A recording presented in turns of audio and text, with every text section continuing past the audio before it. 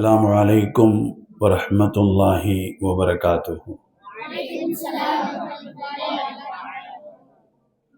الحمد لله رب العالمين والعاقبة للمتقين والصلاة والسلام على سيد المرسلين وخاتم النبيين وعلى آله وأصحابه الطيبين الطاهرين ومن تبعهم بإحسان إلى يوم الدين.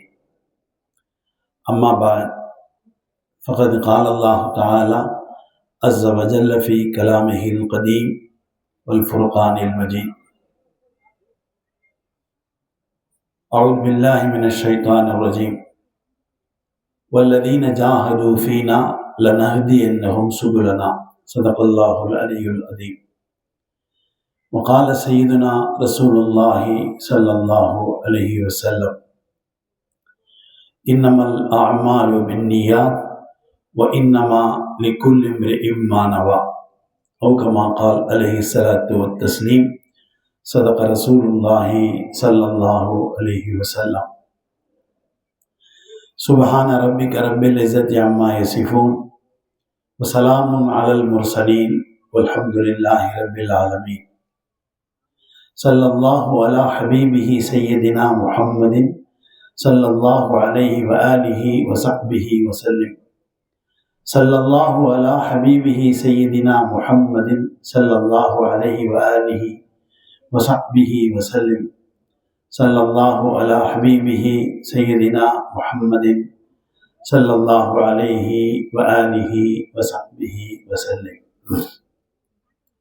அல்லாஹ்வை போற்றி புகழ்ந்தவனாக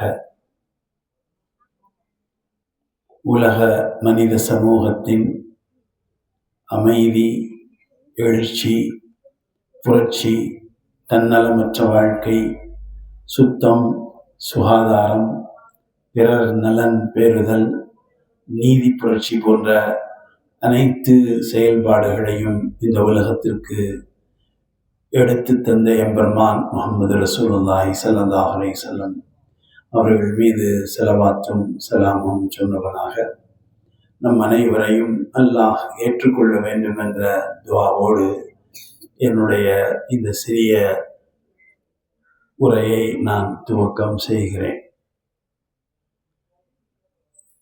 இன்றைய தினத்தில் பல இடங்களில் வந்து பேச வேண்டும் என்று அழைத்தார்கள். ஆயிரக்கணக்கான பேர் கூடுகின்ற இடங்களெல்லாம் வர வேண்டும் என்று சொன்னார்கள். ஆனால் வழமை போன்று நான் நம்முடைய பள்ளியில் இருப்பதுதான் நமக்கு அவசியமானது என்ற கருத்தோடு இங்கே இருப்பதோடு தமிழ்நாட்டிலே வரலாற்றை தெரிந்த சிலர்களில் நானும் ஒருவன். அல்லாஹ் எனக்கு அந்த பாக்கியம் கொடுத்திருக்கின்றான். என் அடிப்படையில் சில வரலாற்று தேதிகளை உங்களுக்கு நினைவுபடுத்துகிறேன். உங்களுக்கு எதிர்காலத்தில் அது ரொம்பவும் பயனுள்ளதாக இருக்கும். 10ஆம் வகுப்புக்கு மேலே உள்ளவர்கள் அதை கவனமாக நினைவில் கொண்டு பின்பு அதை குறித்து கொள்ள வேண்டும் என்று நான் உங்களுக்கு சொல்கிறேன். அருமையானவர்களே, 1467 ஸ்பெயின் வீழ்ச்சியடைந்தது. அதற்கு பின்பு உலக வரைபடத்திலே இஸ்லாம் எங்கே செழிப்பாக இருக்கிறது என்று தேடி பார்த்தார்கள். இன்றைய சோசியல் மீடியாவில் இது பரப்பப்படுவதால் சில சரியான கருத்துக்களை எல்லோருமே புரிந்து கொள்ள வேண்டும். இஸ்லாம் என்பது ஒரு மதம் அல்ல, சில சடங்குகளை கொண்டதும் அல்ல.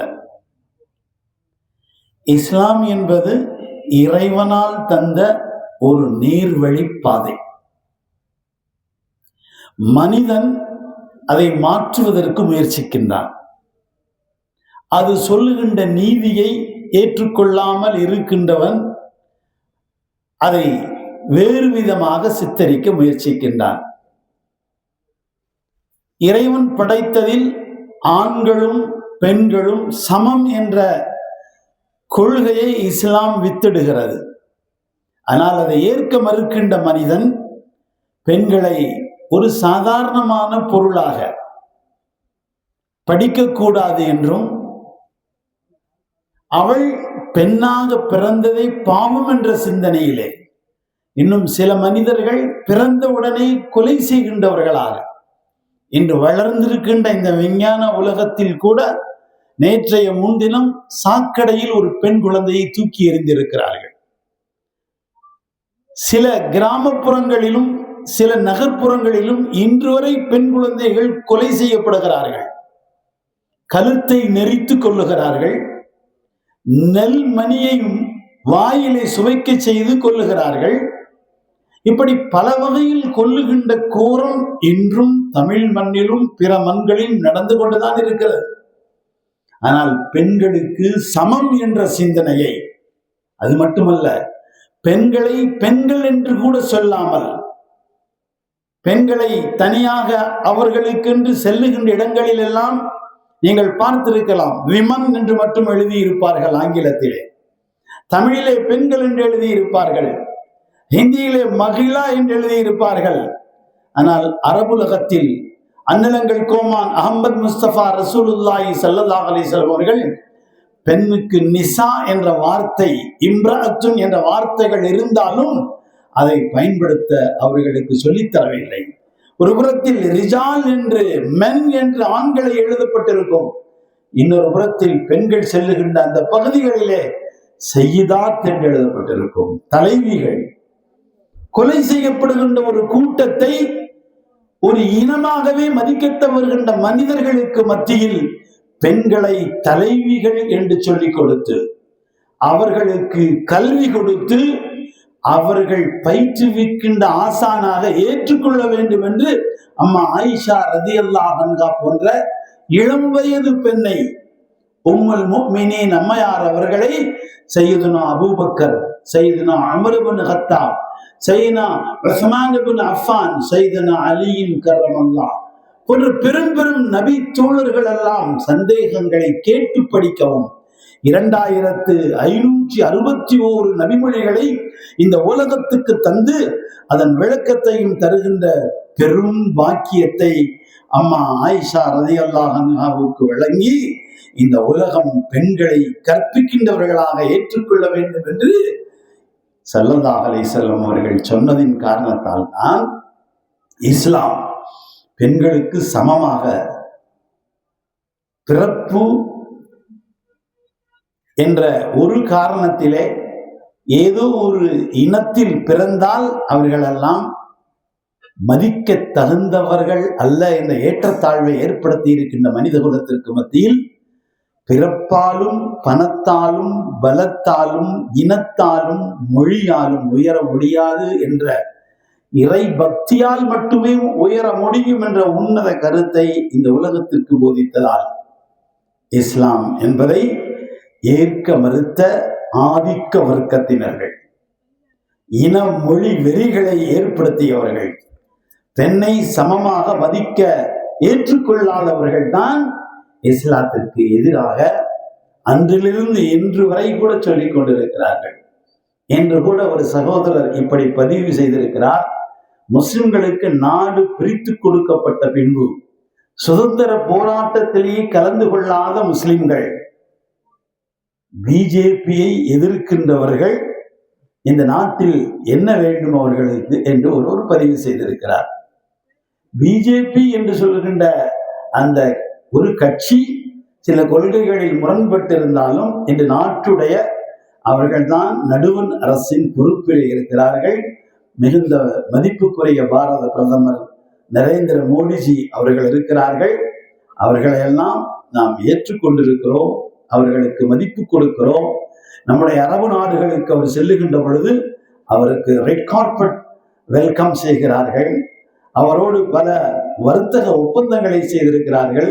இன்று கூட அண்மை செய்தி என்று படித்த நம்முடைய மாணவர்கள் ஈரானுடைய அதிபர் நம்முடைய நாட்டுக்கு வர இருக்கிறார் என்றெல்லாம் சொன்னார்கள். எனவே இஸ்லாம் என்பது ஒரு வேற்றுமைக்குரிய மார்க்கம் அல்ல. இஸ்லாம் என்பது இந்த மண்ணில் மட்டுமல்ல, உலகத்தில் 51 நாடுகளில் இது இருக்கிறது.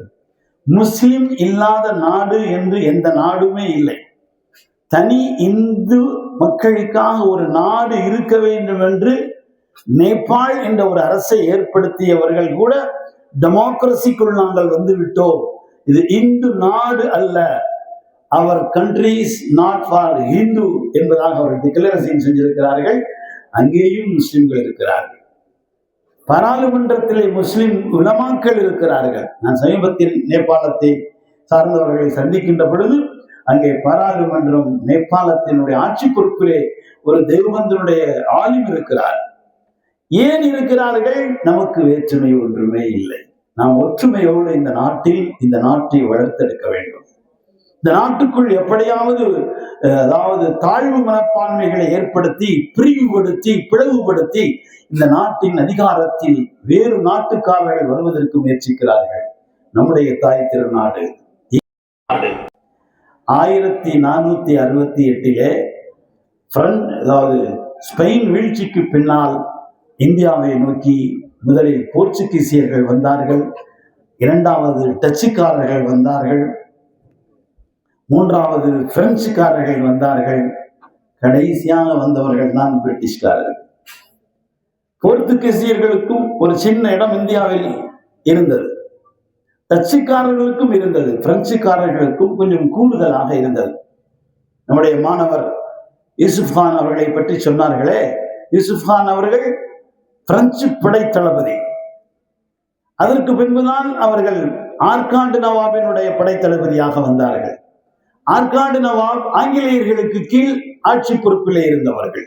திருச்சியை கேபிட்டலாக கொண்டு ஆட்சி செய்தார்கள். அந்த நேரத்தில் வாலாஜாவும் வட ஆற்காடு மாவட்டங்களும் அவர்களுக்கு பெரும் பொறுப்பை கொடுத்திருந்தாலும் திருச்சி அவர்கள் கேபிட்டலாக இருந்தது. இன்று கூட நீங்கள் அங்கே பார்க்கலாம், தாலுகா ஆபீஸ் இருக்கின்ற அந்த கட்டிடங்கள் எல்லாம் ஆற்காடு நவாபுகளால் கட்டப்பட்டது. அங்கே இருக்கின்ற சவுக் மஸ்ஜித் ஆற்காடு நவாபால் கட்டப்பட்டது. இவர்கள் ஆங்கிலேயர்களுக்கு உடன்பட்டு விட்டதால் பிரின்ஸ் ஆஃப் ஆற்காடு என்ற பட்டத்தை பெற்றார்கள். இவர்கள் ஆங்கிலேயர்களை எதிர்க்கவில்லை.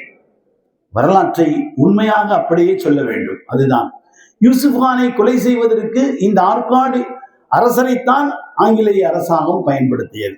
இன்னும் உண்மையை சொல்ல வேண்டும் என்று சொன்னால், ஆற்காடு அரசர் தான் இவரை கொல்ல வேண்டும் என்ற கோரிக்கையை ஆங்கிலேயர்களுக்கு வைத்தார். ஏனென்று சொன்னால், ஆங்கிலேயர்களுக்கு கட்டுகின்ற வரியை ஆற்காட்டு அரசாங்கம் யூசுப் கானிடத்திலே வசூலித்து கொடுக்கிறது. யூசுப் கான் ஒரு சுதூசி சிந்தனையாளர். நம் நாட்டிலே வாழ்கின்ற மக்களிடத்தில் வரிப்பணத்தை வாங்கி ஆற்காடு அரசருக்கு கொடுத்து அவர் ஆங்கிலேயருக்கு கொடுக்கிறாரே, நாம் கொடுக்க வேண்டாம் என்று சொல்லிதான் அவர் தனி கொடியை ஏற்றினார் மதுரை மண்ணிலே. 7.5 ஆண்டுகள் அவர் ஆட்சி செய்திருக்கிறார். என்றும் தமிழ் பாடல்களிலே கான்சாய் பாடல்கள் என்று பார்த்தால் அவரின் புகழ்தான் எங்கும் இருக்கும். கான்சாப் மேடு என்று அவருடைய இடத்திற்கு பெயர் இருக்கிறது, கான்சாப் புறம் என்று இருக்கிறது. கடைசியில் மதுரையில் தான் சம்மட்டிபுரத்திலே அடக்கம் செய்யப்பட்டிருக்கிறார். தலையில்லாத உடம்பு, கையில்லாத உடம்பு, காலில்லாத உடம்பு. ஆங்கிலேய அரசாங்கம் பயந்து போய் அவர் தலையை தனியாக்கியது, அவர் கையை தனியாக்கியது, அவர் கால்களை தனியாக்கியது. அவர் கால்கள் நவாப் ஜாமியா மஸ்ஜித் என்று சொல்லுகின்ற பெரியகுளம் கபர்ஸ்தானிலே அடக்கம் செய்யப்பட்டிருக்கிறார். தண்டுப்பாளையம் என்று சொல்லுகின்ற அந்த பகுதியில் வாழ்ந்தவர்கள் தான் அவருடைய சீக்ரெட் போர்ஸ். அவர்கள் சரணடைய தவறிய பொழுது நவாப் யூசுப் கானுடைய ஷூவோடு உள்ள கால்களை கொண்டு வந்து காட்டித்தான் சரணடைய வைத்தார்கள். தண்டுப்பாளையம் என்று சொன்னாலே அங்கே ஒரு சீக்ரெட் போர்ஸ் இருந்தது என்றுதான் அர்த்தம். முஸ்லிம்கள் அத்தனை பேரும் அங்கே, யூசுப் கானுடைய படையிலே முஸ்லிம்கள் நிறைய இருந்தார்கள். பிரெஞ்சு படையினுடைய அந்த ரகசியங்களை தெரிந்திருந்ததால் பரங்கி மலையை அவர் அங்கே ஆக்கிரமிப்பு செய்திருக்கின்ற பிரெஞ்சு படையை வெளியேற்றினால் அவருக்கு மதுரையின் ஆட்சி பொறுப்பை கொடுப்பதாக ஆங்கிலேயர்கள் வாக்களித்ததின்படிதான் மதுரையின் ஆட்சி பொறுப்புக்கு அவர் வந்தார். பரங்கி மலை என்று சொல்லுகின்ற அந்த பரங்கி மலைக்கு பரங்கியர்களின் மலை என்று பெயர் வந்ததற்கு காரணமே யூசுப் கான் அங்கே உள்ள பிரெஞ்சு படையை விரட்டி அடித்தார், அவர்களை தோல்வியை சொல்வ செய்தார், சரண்டைய செய்தார். எனவேதான் இந்த சென்ட் தாமஸ் மவுண்ட் என்று சொல்லப்படுகின்ற அந்த மலை யூசுப் கான் அவர்களால் வெற்றி கொண்டு கொடுக்கப்பட்டது. அருமையானவர்களே, வரலாற்றை சரியாக படிக்க வேண்டும். மக்களுக்கு சரியாக நினைவூட்ட பெற வேண்டும். இன்னொரு அருமையான மாணவ செல்வம் அழகாக அம்மா வேலு நாச்சியாரை பற்றி சொன்னார். வீரமங்கை நம் அன்பு சகோதரி, கிழவன் சேதுபதியின் மகளார், சிவகங்கை சீமையினுடைய மாசிலா ஆட்சிக்கு சொந்தக்காரர். இதுவெல்லாம் வரலாற்றில் நீங்கள் படிக்கிறீர்கள், முழுமையாக படியுங்கள். அவருடைய கணவர் வெள்ளைக்காரர்களால் கொல்லப்பட்ட பொழுது, சிவகங்கையை ஆங்கிலேயர்கள் எடுத்துக்கொண்ட பொழுது அவர் எங்கே போனார்? இங்கே சொன்னார்கள் விருப்பாட்சிக்கு சென்றார். விருப்பாட்சி வரை அவர் ஆண் வேடம் தரித்து ஒரு சோல்ஜராக அவர் விருப்பாட்சி பெருமாள் நாயக்கரிடத்திலே வந்தார். தமிழகத்திலே 72 பாளையங்கள் இருக்கிறது. அதில் ஒரு பாளையம் தான் நம்முடைய கடவுர் ஜமீனுடைய பாளையம். மரியாதைக்குரிய நம்முடைய ஜமீன்தாரை நினைவு கூறுகிறோம். 96 வயதுகளை வாழ்ந்த ஜமீன்தார் அவர்கள் நம் மக்களோடு எப்படி இருந்தார்கள்? மக்களோடு மக்களாக அழைக்காமலே கூட வந்து விடுகின்றவர்களாக அவர்கள் வாழ்ந்திருந்தார்கள். இன்னும் கூட இளைய ஜமீன் அவருடைய மூத்த மகன் இருந்து கொண்டிருக்கிறார்கள். அருமையானவர்கள், எப்படி 72 ஜமீன்களில் ஒரு ஜமீன் தான் பெருமாள் நாயக்கருடைய விருப்பாட்சி ஜமீன். அங்கே சென்று இவர்கள் சேர்க்கப்பட வேண்டும் என்பதுதான் அன்றைய மைசூரை ஆண்டு கொண்டிருந்த திப்பு சுல்தான் அவருடைய தந்தை ஹைதருடைய சட்டம். விருப்பாட்சி வரை கொண்டு வந்து விடுங்கள், அதற்கு மேல் நாங்கள் பார்க்கிறோம். வரலாற்றிலே நீங்கள் சொன்னீர்கள் 8 ஆண்டுகள் தலைமறைவாக இருந்தார். எங்கே இருந்தார்? மைசூர் சாம்ராஜ்யத்திலே இருந்தார். நவாப் ஹைதர் அலி அவர்களுடைய போர்ப்படை பயிற்சியை அங்கே பெற்றார். அம்மா வேலு நாச்சியார் என்ற புத்தகத்தை படியுங்கள், அதில் இருக்கிறது. உங்கள் நூலகத்தில் நான் வாங்கி வைத்திருக்கிறேன், அதில் படித்து பாருங்கள். திப்பு சுல்தான் ஷஹீத் ரஹ்மத்துல்லாஹி அவருடைய தந்தை நவாப் ஹைதர் அலி சொன்னார்கள், உன் சகோதரி வேலு நாச்சியார் திப்பு இவருக்கு போர்ப்படை பயிற்றுவிப்பது மட்டுமல்ல, இவரோடு சென்று சிவகங்கை சீமையை மீண்டும் மீட்டு கொடுத்து அங்கே அந்த நாட்டின் அரசியாக பொறுப்பேற்று அவர் விருப்பமாக வணங்குகின்ற ஸ்ரீரங்கத்தின் அந்த சிலையை மாணிக்கத்திலே செய்து கொண்டு கொடுக்க வேண்டும் என்று சொன்னார். இன்றும் அங்கே இருக்கிறது. அங்கே ஸ்ரீரங்க ரங்கநாத பெருமானுடைய சிலை வேலு நாச்சியாருக்கு நவாப் ஹைதர் அலி பரிசு கொடுத்தது என்ற குறிப்புகளோடு இன்று வரை இருந்து கொண்டிருக்கிறது. அருமையானவர்களே, வேலு நாச்சியாரை வேறு மதத்தை சேர்ந்தவர் என்று நவாப் ஹைதர் அலி பார்க்கவில்லை. இந்திய நாட்டினுடைய வீரமங்கையாக மாற்ற வேண்டும். கணவன் கொல்லப்பட்டிருக்கிறார். ராமநாதபுரத்தினுடைய சேதுபதியுடைய மகள், சிவகங்கை சீமையினுடைய அரசி, அவர் மீண்டும் அரசாள வேண்டும். ஒரு இந்திய பெண்மணி, என் சகோதரி இந்த நாட்டின் ஆட்சி பொறுப்புக்கு வர வேண்டும் என்றுதான் ஹைதர் அலி அவர்கள் நினைத்தாரே தவிர, நான் ஒரு முஸ்லிம், வேலு நாச்சியார் முஸ்லிம் அல்ல என்று நினைக்கவில்லை. நினைத்திருந்தால் திப்புவை அங்கே அனுப்பி இருக்க மாட்டார். அப்படி ஒரு சிந்தனை இந்த நாட்டிலே இல்லை. இந்த நாட்டை பிரித்தாளுகின்ற வெள்ளையர்கள் கொடுத்ததுதான். இந்த நாட்டுக்குள் அப்படி ஒரு சிந்தனை இருந்தால், நான் இப்பொழுது சொன்னேனே, ஜமீன்தார் அவர்கள் என்னிடத்தில் நேரடியாகவே சொல்லி இருக்கிறார், திப்புவனுடைய குடும்பம் தான் எங்களை எல்லாம் காத்தது என்று சொன்னார். விளக்கமாக சொல்லுங்கள் ஜமீன்தார் ஐயா என்று கேட்டபொழுது சொன்னார், எங்களுடைய தலைமுறை ஆண் வாரிசு இருக்கக்கூடாது என்று ஆங்கிலேயர்கள் உள்ளே நுழைந்த பொழுது எங்கள் குழந்தைகளை எல்லாம் நாங்கள் திப்புவனுடைய படை பரிவாரங்களுக்கு கொண்டு போய் தொட்டிலாட்டினோம். இன்று வரை இந்த மரபு எங்கள் குடும்பத்தில் இருக்கிறது. எங்கள் குடும்பத்தில் பிறக்கின்ற ஆண் பிள்ளைகளை முஸ்லிம் தொட்டில்களில் போட்டு பாதுகாக்க வேண்டும் என்பது எங்கள் முன்னோர்கள் சொல்லிக் கொடுத்தது என்று சொன்னார். அருமையானவர்களே, ஏன் முஸ்லிமும் இந்தும் சமயர்களும் சீக்கியர்களும் இங்கே வாழ்ந்த கிறிஸ்துவ பெருமக்களும் இந்த நாட்டிலே எந்த விதமான ஏற்றத்தாழ்வுக்கும் மதத்தின் பெயரால் பிரிக்கப்படுவதற்கும் காரணமாக வாழ்ந்தவர்கள் அல்ல. 1468 போர்ச்சுகீசியர்கள், டச்சுக்காரர்கள், பிரெஞ்சுக்காரர்கள் என்று வந்து கடைசியாக வந்த பிரிட்டிஷ்காரர்கள் கள்ளிக்கோட்டையிலே வந்து இறங்கினார்கள். இன்றைய காலிக்கட் துறைமுகம். அருமையானவர்களே, அவர்களை எதிர்த்தவர்கள் 3 குஞ்சாலி மரைக்காயர்கள். 3 பேரும் ஷஹீதானார்கள். நேருக்கு நேராக எதிர்க்கின்ற திறன் ஆங்கிலேயர்களுக்கு இல்லை. சூழ்ச்சிகள் மூலமாகத்தான், விலைக்கு வாங்குவதன் மூலமாகத்தான் இன்று வரை ஈராக் வீழ்ந்தது என்று சொன்னால், ஈராக்கிலே படைத்தளபதிகளுக்கு கிரீன் கார்டு கொடுத்தார்கள் அமெரிக்கர்கள். ஈரானிலே உள்நாட்டு புரட்சியை, குழப்பத்தை ஏற்படுத்துவதற்கு அந்த நாட்டிலே உள்ளவர்களை விலைக்கு வாங்கினார்கள். இப்படித்தான் அவர்கள் செய்ய முடியும். ஒரு தேசப்பற்றுள்ளவன் எப்பொழுதும் விலை போக மாட்டான். விலை போவதற்காக இருப்பவன் அவன் விலை போய் விடுவான். அருமையானவர்களே, நாம் ரொம்பவும் வரலாற்றை ஆழமாக படிக்க வேண்டும். அதை ஏற்றுக்கொள்ளுகின்ற பக்குவம் உங்களுக்கு நிறைய இல்லை என்பதால் நான் சுருக்கமாக விஷயத்துக்கு வந்து விடுகிறேன். 1468 பின்னால் உள்ளே வந்து கொண்டே இருந்த அவர்கள் 1601 முதலாக நூருத்தீன் ஜஹாங்கீர் இடத்திலே, முகலாய பேரரசர்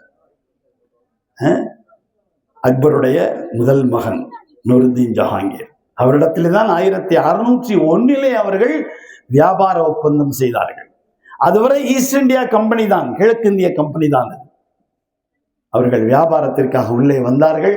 ஆனால் கொஞ்சம் கொஞ்சமாக நாட்டை பிடித்தார்கள். கல்கத்தாவை தன்னகமாக்கி கொண்டார்கள். அப்படியே கொஞ்சம் கொஞ்சமாக இன்று கூட அந்தமான் இருக்கிறது என்று சொன்னால் அது இந்தியா தான்.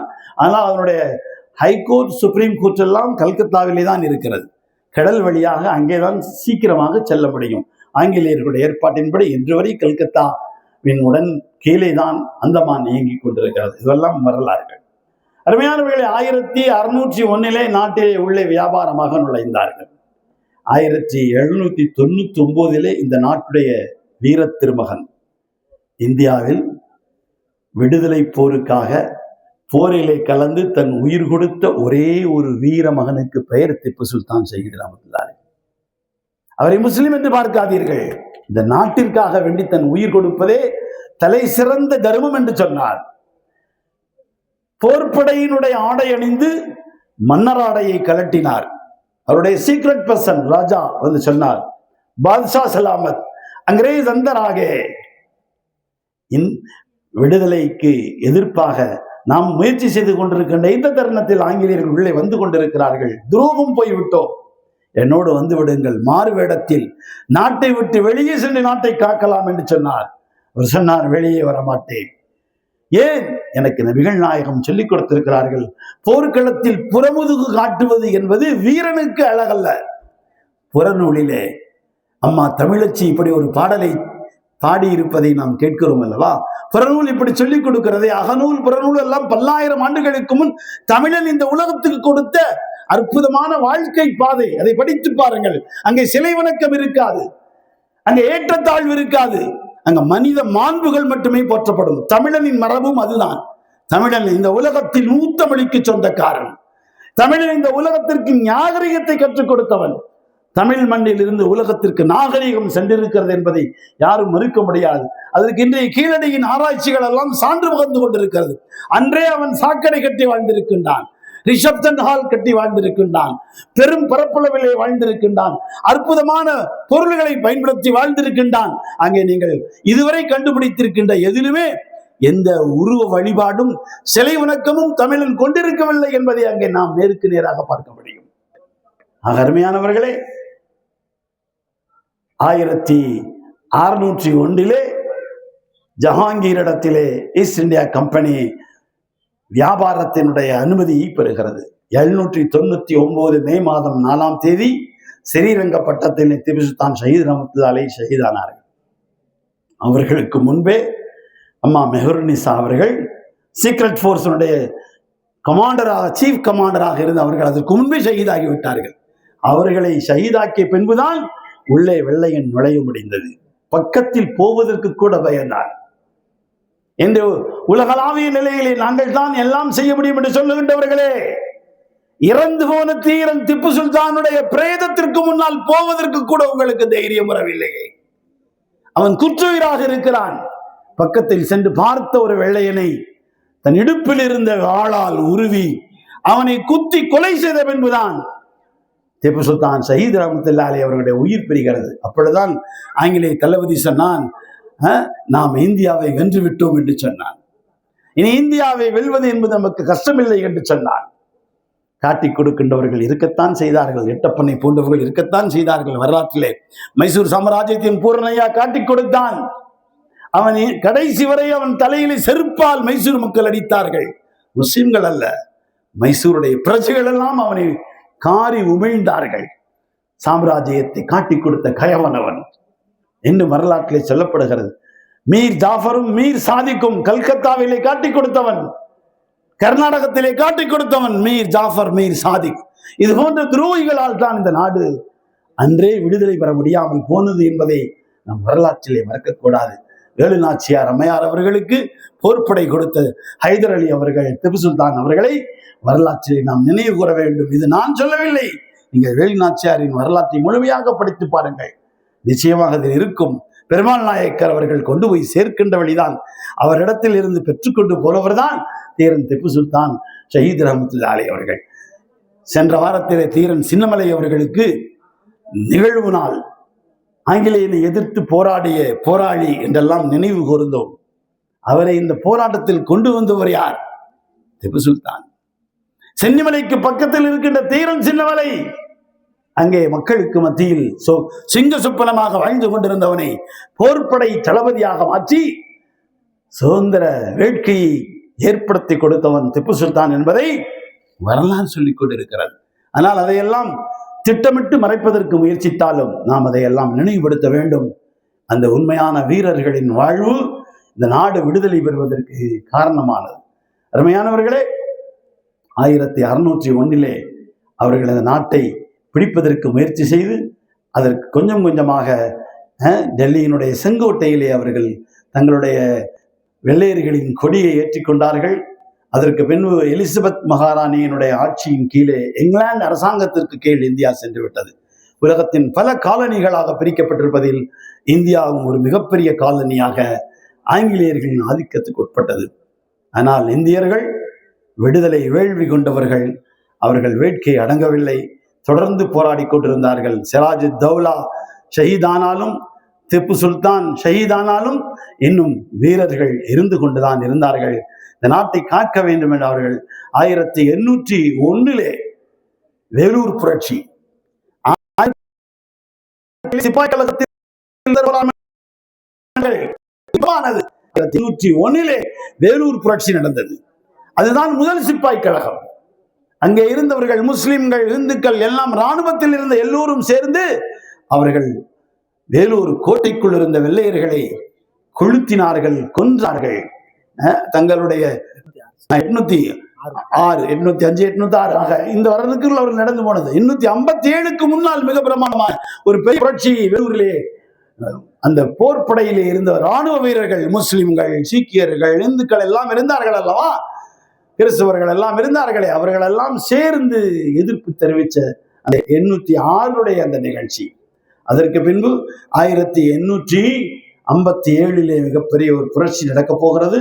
ஆனால் அதற்கு முன்பு இவர்களெல்லாம் இப்படி செய்து விட்டார்களே, நம்மை காப்பாற்ற வேண்டும் என்று ஹஜ்ரத் மௌலானா சையத் அஹமத் ஷஹீத் அவர்கள், ஹஜ்ரத் சையத் இஸ்மாயில் ஷஹீத்,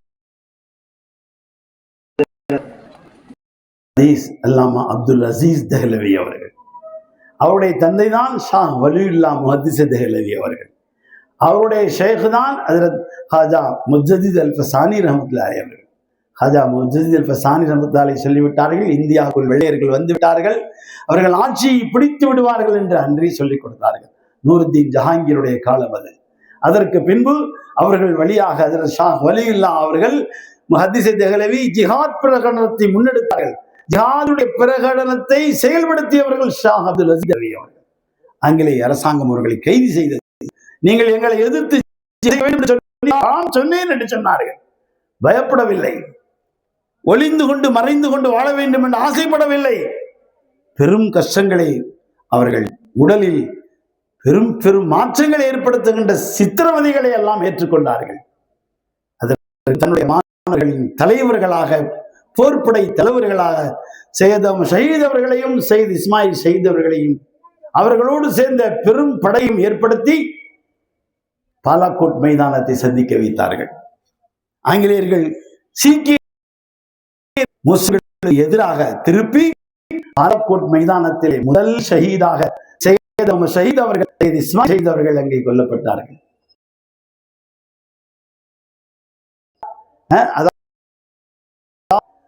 சுதந்திர வேட்கை உள்ளவர்கள் என்பதனுடைய பல தலைவர்கள் வாழ்ந்திருக்கிறார்கள். நான் ஒரு காட்டுக்குள் குடிசை அமைத்து என்னுடைய அமைப்பை தலைமையகத்தை வைத்துக் கொள்வேன், எனக்கு அதுவே பெருமையானது, நான் எல்லோரையும் சேர்த்து சேர்த்து இந்த ஆங்கிலேயனை இரட்டை அடிப்பேன் என்று அது ஷா அத்தாவுல்லா புகாரி ரஹ்மத்துல்லாஹி அலைஹி சொல்லியிருக்கிறார்கள். உபைதுல்லா சிந்தியை சொன்னார். 1931 வரை 31 பாலாக்கோட்டிலே ஷஹீதானார்கள். அதற்கு பின்பும் மிஞ்சியவர்கள் எல்லாம் மீண்டும் போராடி கொண்டே இருந்தார்கள். அந்த போராட்டத்தினுடைய ஒரு உச்சகட்டம் தான் 1857 பகதூர் ஷா ரஹிமஹுல்லா அவர்கள் தலைமையில் முஸ்லிம்களும் எல்லோரும் சேர்ந்தார்கள். அன்றைய கொல்லப்பட்டவன் எண்ணிக்கை எவ்வளவு தெரியுமா? இந்துக்கள் 5000 பேர். நான் இந்துக்களை குறைத்து சொல்வதற்கு சொல்லவில்லை. முஸ்லிம்கள் 2 லட்சம் பேர். அந்த முஸ்லிம் 2 லட்சம் பேர்களில் 51,000 ஹதீஸ் கலையை, குர்ஆனுடைய தஃப்சீர் கலையை படித்த மேதைகளான 51,000 அங்கு கொல்லப்பட்டார்கள். ஏன் தெரியுமா? எலிசபெத் கேட்டார்கள், எங்கிருந்து இப்படி போர் சிந்தனையோடு மக்கள் வெகுண்டெழுந்து வருகிறார்கள்? தலைமை பொறுப்பில் முஸ்லிம்கள் பெயர் தானே வருகிறது, இவர்களின் உச்சகட்ட தலைமை எங்கே என்று கேட்டார்கள். தலைமை முஹம்மது ரசூலுல்லாஹி ஸல்லல்லாஹு அலைஹி வஸல்லம். எங்கே இருக்கிறார்கள்? அவர்கள் மதீனாவிலே அடக்கமாயிருக்கிறார்கள். அவர்கள் வாரிசுகள் மதரசாக்களில் இருக்கிறார்கள். எனவேதான் மதரசாக்களை அன்றிலிருந்து இன்று வரை குறிவைத்திருக்கிறார்கள். தீவிரவாதிகளின் இடம் மதரசா அல்ல. மதரசா என்பது மக்களின் உரிமைகளுக்கு போராடுகின்ற போர் வீரர்களை உருவாக்குகின்ற இடம். 1857 சிப்பாய் கழகம் தோல்வியுற்றது. ஏன்? அங்கேயும் சில துரோகிகள் காட்டிக் கொடுத்ததால் அது வெற்றிக்கு பதிலாக தோற்று போனது. 867 ஹஜ்ரத் அல்லாமா காசிம் சாஹிப் நானூத்தி ரஹ்மத்துல்லாஹி அவர்கள் ஒரே மாணவரை வைத்து ஒரு கல்வி கேந்திரத்தை துவங்கினார்கள், தாருல் உலூம் தேவபந்த். ஆசிரியர் காசிம் நானூத்தவி, மாணவர் மஹமூத் ஹசன் ஷேகுல் ஹிந்த் ரஹிமஹுல்லா. என்ன நோக்கம்? இந்தியாவிலே 857 ஏற்பட்ட புரட்சி நமக்கு தோற்று போனது. இப்படி ஒரு அமைப்பின் மூலமாக, ஒரு கல்வி கேந்திரத்தின் மூலமாக இந்த நாட்டின் விடுதலை வேள்விகள் ஏற்படுத்த வேண்டும் என்று முயற்சித்தார்கள். இதுதான் ரஷீத் அஹமத் கங்கோஹி, அங்கிருந்துதான் அஷ்ரஃப் அலி தானவி, அங்கிருந்துதான் இம்தாதுல்லா முஹாஜிர் மக்கி, அங்கிருந்துதான் ஹுசைன் அஹமத் மதனி போன்ற மாபெரும் வீரர்கள் எல்லாம் அங்கிருந்தான் உருவானார்கள்.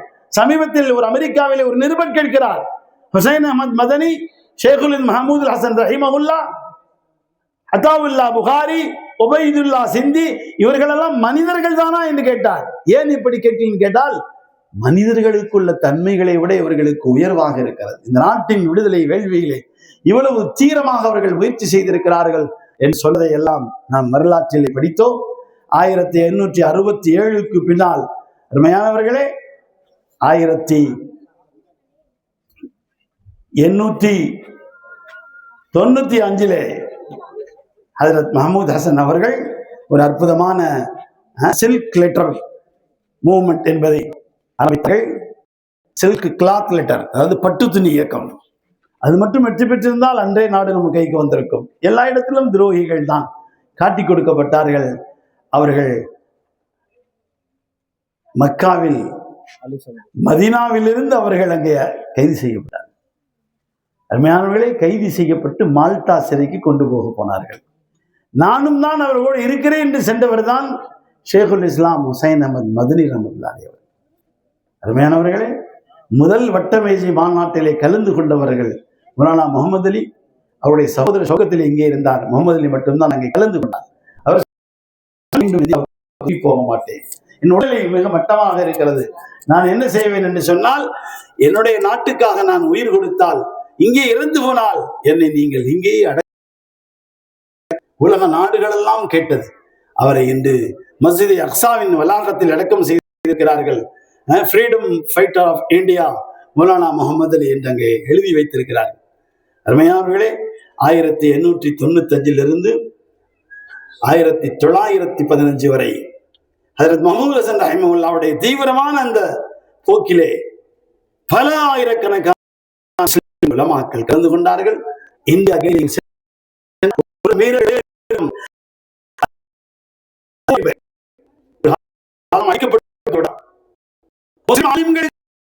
கட்டினார்கள். அந்த சிறை கூடத்திற்கு பெயர் என்ன தெரியுமா? சாவர்கருடைய பெயர் வைத்திருக்கிறார்கள். இந்த சாவர்கர் யார்? 1925 ஒரு RSS இயக்கத்தை ஏற்படுத்தியவர், அதனுடைய தலைவர். மன்னிப்பு கடிதம் எழுதி கொண்டார். ரகசியங்களை உங்களுக்கு சொல்லுகிறோம், எங்களுக்கு விடுதலை வேண்டும் என்று மன்னிப்பு கடிதம் எழுதி கொடுத்திருக்கிறார். என்றும் கடிதம் இருக்கிறது. அவர் பெயர் இன்று அந்த ஜெயிலுக்கு சூட்டப்பட்டிருக்கிறது. அங்கே முஸ்லிம் பெயர்கள் எல்லாம் அழிக்கப்பட்டிருக்கிறது. நான் 2-3 தடவை இங்கே சென்றிருக்கிறேன். நிறைய முஸ்லிம்களின் பெயர் எல்லாம் அங்கே அழிக்கப்பட்டுக் கொண்டிருக்கிறது. எனவே அருமையானவர்களே, இந்த நாட்டில் முஸ்லிம்களுக்கு எதிர்ப்பான ஒரு சிந்தனை உள்ள ஒரு 0% சில பேர் இருக்கிறார்கள். அவர்களுக்கு முன்னால் நாம் வரலாற்றை முழுமையாக படித்து தெளிவாக சொல்ல வேண்டும். நம்முடைய தாய் நாட்டின் பங்களிப்பிலே உயிர் கொடுத்ததிலே முஸ்லிம்களும் இருந்தார்கள் என்று சொல்வதற்கு பதிலாக குஷ்வந்த் சிங் சொன்னதை போல் முஸ்லிம்கள் தான் வந்தார்கள். 1919 குற்றம் நிரூபிக்கப்படாமல் மால்டாவின் சிறையில் இருந்து இங்கே கொண்டு வரப்பட்டார்கள். மஹமூது ஹசன் அவர்கள் பம்பை துறைமுகத்தில் இறங்கினார்கள். அவர்களை வரவேற்க சென்ற பெரும் திரள் கூட்டத்திலே மகாத்மா காந்தி அவர்களும் அங்கே சென்றிருந்தார்கள்.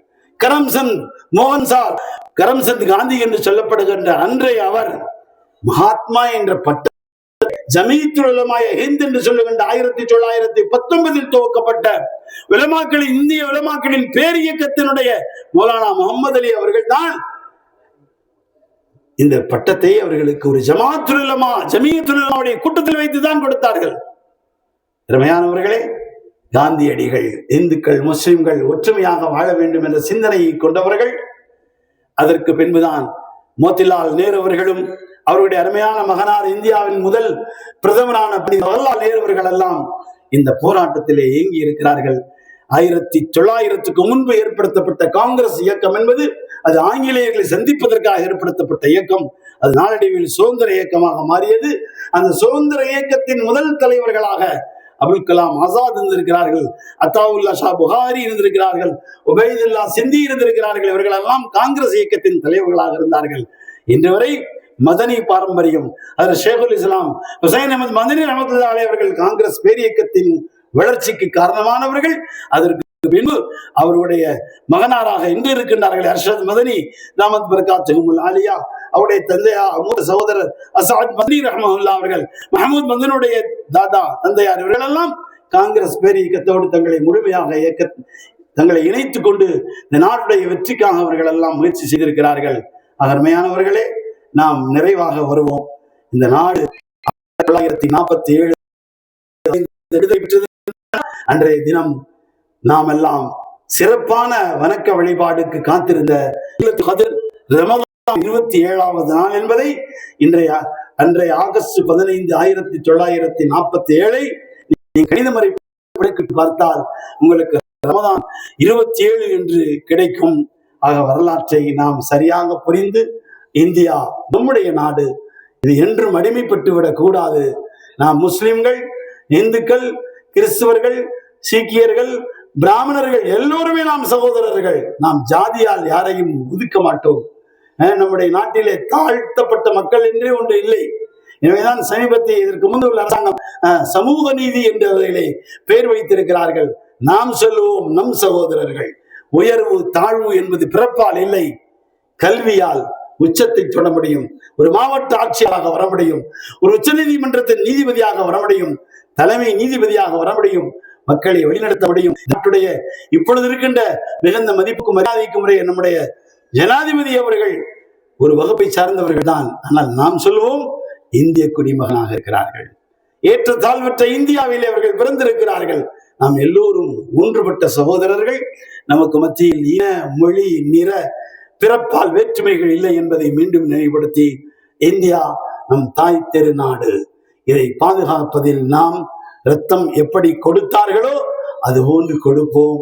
சிந்தனை கொடுப்போம், உணர்வுகளை கொடுப்போம், உயிரை கொடுப்போம், உடைமைகளை கொடுப்போம். RSS, BJP போன்ற வரலாற்றை உண்மையாக சொல்லுவோம். இந்த நாட்டில் எங்களுக்கு யாரும் விரோதிகள் இல்லை.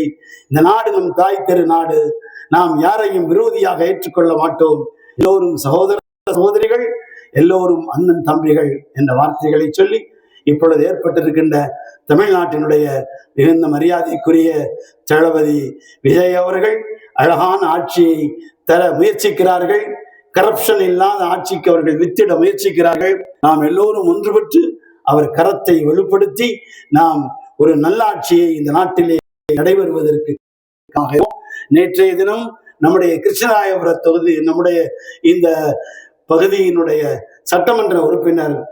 அவர்களை சந்திக்க நான் சென்றிருந்தேன்.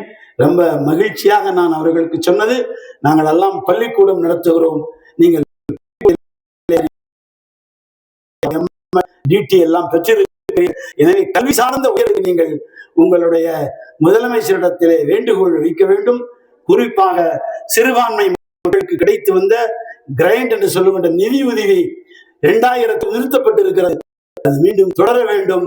அதற்கான ஆவணங்களை சரிப்படுத்த சிறுபான்மை ஸ்டேட்டஸ், சிறுபான்மை அந்தஸ்து பெறுவதை இலகுவாக்கி தர வேண்டும்.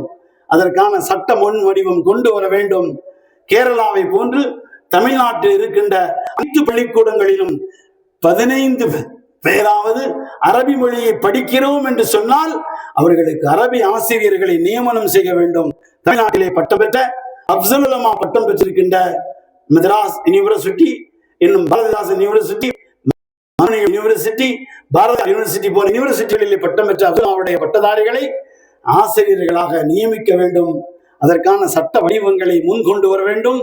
இதை முதலமைச்சரிடத்திலே, மாண்புமிகு முதலமைச்சரிடத்திலே நீங்கள் நினைவுபடுத்த வேண்டும் என்று நேற்றைய தினம் நானும் நம்முடைய பள்ளிக்கூடத்தின் மேனேஜிங் ட்ரஸ்டியும் நம்முடைய பள்ளிவாசலின் முத்தவள்ளியுமான ஷம்ஷுதீன் ஹாஜியார் அவர்களும் நம்முடைய மதரசாவின் ஆசிரியர் மறுபடியும் ஜமீர் அவர்களும் சேர்ந்து நேற்றைய தினம் மாலை பொழுதில் எதிர்பாராத விதமாக தமிழகம் இந்தியாவில்